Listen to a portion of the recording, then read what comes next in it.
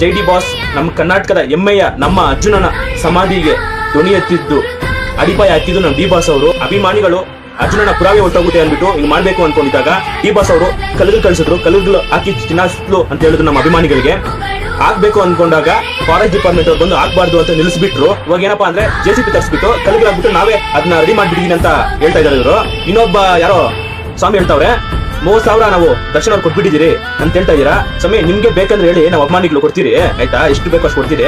ನಮ್ಮ D boss ಅವರು ಮೇಲೆ ನೀವು ಗೂಬೆ ಕುಣ್ಸಕ್ ಬರ್ಬೇಡಿ ನೀವು ಆಯ್ತಾ, ಅರ್ಥ ಮಾಡ್ಕೊಳ್ಳಿ. ನಮ್ ಚಾಮುಂಡೇಶ್ವರಿ ತಾಯಿ ನಮ್ ಡಿ ಬಾಸ್ ಅವ್ರು ಚೆನ್ನಾಗಿದೆ, ಇನ್ನು 10 ಜನಕ್ಕೆ ಒಳ್ಳೇದ್ ಮಾಡ್ತಾರೆ ನಮ್ಮ ಬಾಸು ಆಯ್ತಾ. ದರ್ಶನ್ ಸಹಾಯ ಬೇಡವೆಂದ ಅರ್ಜುನನ ಸಮಾಧಿಗೆ ಮುಂದಾದ ಅರಣ್ಯ ಇಲಾಖೆ ದೇವ್ರನ್ ಒಳ್ಳೇದ್ ಮಾಡ್ಲಿ, ನಿಮ್ಗೆ ಹೆಸರು ಬರ್ಲಿ ಆಯ್ತಾ.